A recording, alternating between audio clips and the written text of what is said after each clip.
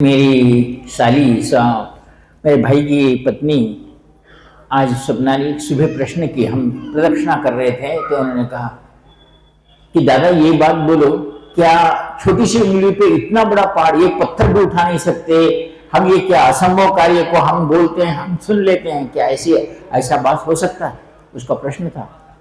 अब गुरु के नाते तो मुझे कुछ ना कुछ तो जवाब देना ही है। तो ये प्रश्न मैंने एक बार परम पूज्य सदगुरुदेव जी से भी पूछा था, प्रभु क्या ये साध्य है? तो बोले जैसे अष्ट भैरव, अष्ट वेताल, अष्ट दुर्गा, दुर्गाष्टमी के अष्ट के 9 दुर्गाएं हैं, लेकिन इसमें अष्ट दुर्गाएं हैं, अष्ट महालक्ष्मी, और इन सभी की अधिष्ठात्री देवता प्रकृति है, उसे राधा कहा जाता है। उसे इसके लिए राधा अष्टमी के नाम से पूजी जाती है, और कृष्ण जन्माष्टमी में कृष्ण अष्टमी के नाम से पूजे जाते हैं। तो इनके जितने देवगण हैं, इनके जितने गण हैं, ये गणों को जिसने साधना संपन्न की वो असंभव कार्य को भी संभव बना सकते, कैसा भी असंभव कार्य हो संभव बना सकते हैं। ये मैंने बात कही, और तब मैंने उसको एक प्रश्न किया। तो एक बार हम सब लोग यूं ही अंधेपन से हम विचार करके मान लेते हैं, कहाँ क्या भगवान विष्णु क्षीर सागर में शेष शैया पर, नाग के शेष शैया पर सोए हुए हैं। एक तो समुद्र हिलने वाला, लहरें तो उसके है ही हैं, उसके ऊपर शेष नाग, वो शेष वाला, उसका तो वो छूट के जाएगा, उसके ऊपर विष्णु सोए हुए हैं। बोलो ये साध्य है? या असंभव सी बात लगती है। समुद्र तो हिलता है, सभी को पता है। नाग क्या यूं ही बैठे रहेगा सोए तक? तो इसके पीछे का रहस्य क्या है? परम पूज्य सदगुरुदेव जी ने पूछा था, जोशी इसके पीछे का रहस्य क्या है? बाद में आती आती गई तो प्रभु जी ने कहा कि हनुमान जी ने द्रोणाचल पर्वत उठा के लाया था अपने हाथ से, क्या ये पर्वत उठाने के लायक है? तो प्रभु सदगुरु जी ने कहा, जोशी एक असंभवेश्वर नाम के एक शिव का एक अवतार है। इस संसार में जो असंभव है उसको संभव करने की क्रिया केवल नाथ संप्रदाय में शाबर मंत्र से ही की थी, जो एक मंदिर एक गांव को पूरे के पूरे उठा के ला सकते थे, वैसा मंत्र है। और ऐसा ही कार्य हम अगर सोचे तो सुदर्शन के अपने कृष्ण भगवान ने अपनी एक उंगली पर, जिस पर सुदर्शन चक्र चलाते हैं, ऐसे अवतार पर भी उन्होंने पूरा गोवर्धन पर्वत अपने एक उंगली पर उठाकर लोक कल्याण किया था। तब मैंने गुरुजी कहा, गुरुजी हम पर्वत उठाने से तो रहे, हम अपना भार भी नहीं संभाल सकते, हमारे से कार्य भी नहीं हो सकता, लेकिन क्या इसकी कोई सिद्धि है, इसकी कोई साधना है? ऐसा मैंने गुरु से पूछा। तो गुरुजी ने कहा, जो तुझे रहस्य की बात बताता हूँ। मैं बोला हूँ, बोलो गुरु। तो उन्होंने कहा कि आज जो सिद्धाश्रम है या शांग्रीला मठ है, और 3-4 जिसे ज्ञानगंज पहले सिद्धाश्रम के रूप में कहा जाता था, वो ये सब जोशी पृथ्वी पर नहीं है, तो ऊपर ही न पृथ्वी और आकाश के बीच में है। तो इसका रहने का, इसका खड़े रहने का विधान क्या है? ये किस तरह सिद्धाश्रम बसा हुआ है? और उसके ऊपर तो हजारों वर्ष प्राप्त योगी, सिद्ध, साधु, सत्पुरुष आदि और यक्ष, गंधर्व, किन्नर, अप्सरा आदि आज भी, अगर दादा गुरु स्वामी सच्चिदानंद जी आते हैं, परम पूज्य सदगुरुदेव जी ने कहा था, तपस्या के बल पर जो होते हैं, स्वामी निखिलेश्वर जी भी जब जाते थे तो अप्सराएं अपने बालों से उनको अपने बाल रखकर उसके ऊपर गुरुजी को चलने के लिए अपने बाल अप्सराएं डालती थी। ऐसी सिद्ध पुरुष, ऐसे सिद्ध लोग सिद्धाश्रम में, तो इनका भी तो वजन होगा। फिर सिद्धाश्रम तो न आकाश को चिपका हुआ है, न आसमान को, वो भी बीच में है। तो मेरे गुरु प्रभु इसका कोई ना कोई तो मतलब तो होगा। बोले जोशी इसका भी, और इससे भी केवल थोड़े साधक की, जिस असंभवेश्वर इस महादेव की कृपा की साधना करते हैं, वो असंभव कार्य भी संभव करके बता सकते हैं। मैंने गुरु से कहा, गुरु क्या ये हो सकता है?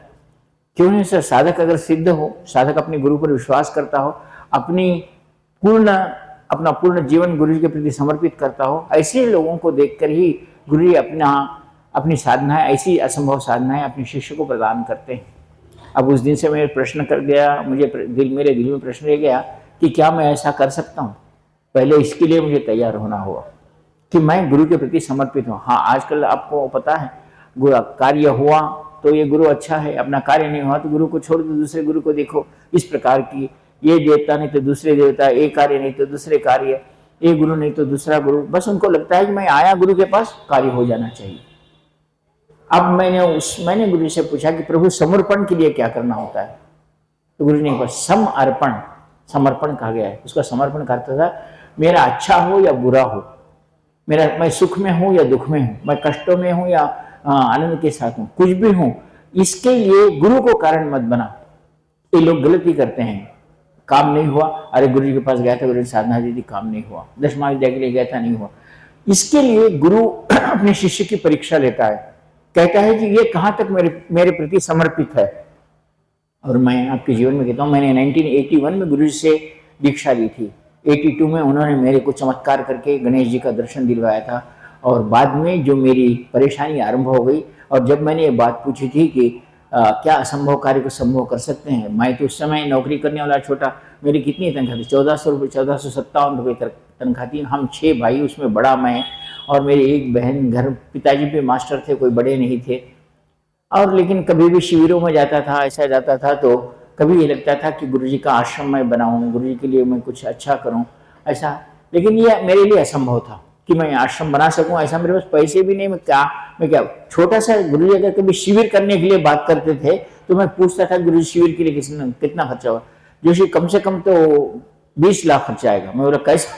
20 लाख में गुरुजी का आना जाना, फ्लाइट का खर्चा, सामान बैठने वाले, सामान लेके आने वाले, फिर वो पत्रिकाओं को बेचना, उसमें शिविर शुल्क देना, ये सारी चीज़ें हो या ना हो, सभी को खाना खिलाना, इसका मेरे लिए असंभव था। मैं बोला नहीं, मेरे साथ मैं इस जीवन में नहीं। अब पत्नी कभी भी ऐसे ही शिविर में बैठा करती है, अपन एक बार शिविर करेंगे। मैं बोला कहाँ से शिविर करती, पैसा 20 लाख, अपने आप को बेचे तो पैसा नहीं आता, कैसी बात कर दी, तो कहाँ से पैसा आएगा, और इतना शिविर अपन नहीं कर सकते। तो अनावश्यक रूप से बात करती, बात आई गई।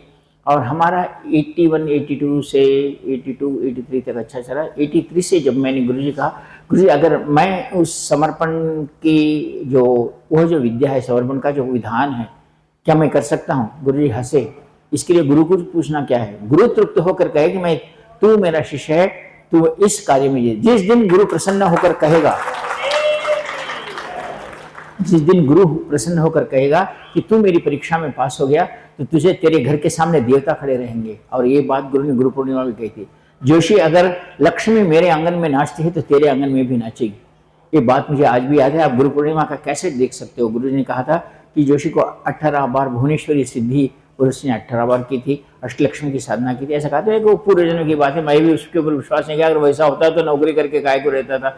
गुरुजी कुछ भी बोल देते हैं, चलते रहता है, ऐसा ही मैं समझ कर यूं ही रहा। लेकिन जब 1993, आज भी मुझे याद है दिन, 3 जून 1993, मेरी परिस्थिति इतनी खराब थी, मेरे बच्चे दोनों परीक्षा को थे, माता पिता रोज़ गालियाँ देते थे, मैं नौकरी छोड़कर साधनाओं के पीछे भटकता था। पिताजी थे, बोले तो घर का बड़ा बेटा, ये साधनाओं के पीछे, इस कलयुग में कुछ आता है क्या? मूर्खता के साथ उन्होंने, मेरे गुरुजी ने डॉक्टर नारायण सिंह हमारे सदगुरुदेव जी को पत्र भी लिखा है, मुझे पता नहीं था। गुरुजी ने बताया बाद में कि जोशी तेरे पिताजी ने पत्र लिखे। बोले क्या? वो साधनाओं के पीछे पड़ा है, नौकरी वगैरह नहीं कर रहा है, उसको 2 बेटे बेटियां हैं और फिर ये सारी चीज़ें हैं, तो इसका जीवन कैसे हो, आप उसको कुछ समझाओ। मैं जब गुरुजी के पास गया तो गुरुजी देखकर मुझे हंसे, अरे जोशी तेरे पिताजी का पत्र आया था। मुझे डर लगा कि पिताजी कुछ तो कह तो नहीं दिए गुरुजी को। तो नहीं ऐसा कुछ नहीं, बस तेरे पिताजी ने कहा है कि तू नौकरी नहीं करता और साधनाओं के पीछे पड़ा है और ये ठीक नहीं है, ऐसा तेरे गुरुजी का कहना है, तेरे पिताजी का कहना है। तो मैं बोला गुरुजी आप क्या कहते हैं? मैं तो गुरुजी नौकरी पर मेरा कोई मन नहीं लगता, साधनाओं के प्रति ही बहुत आकृष्ट होता हूँ, साधना करना, आप जो साधना है, क्योंकि गुरुजी की पत्रिकाएं इतनी जीवंत प्रमाण थी कि उसको देखने के बाद ऐसा लालायित हो जाता था कि साधना करनी ही है। ऐसा बहुत बार हुआ और वो साधना करने के लिए बहुत बात नहीं, वही बता रहा 3 जून 1993 इतना थक गया था, इतना हार गया था दिल से, और गुरुजी के पास गया। गुरुजी के पास जाकर गुरुजी ने मुझे दिल्ली के आश्रम में बुलाया और अंदर बुलाया।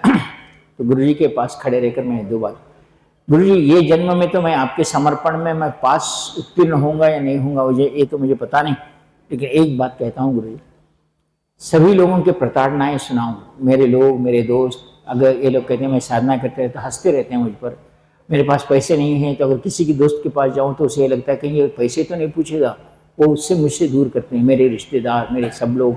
यह परिस्थिति है। गुरुजी हंसे 1 मिनट के लिए और बोले जोशी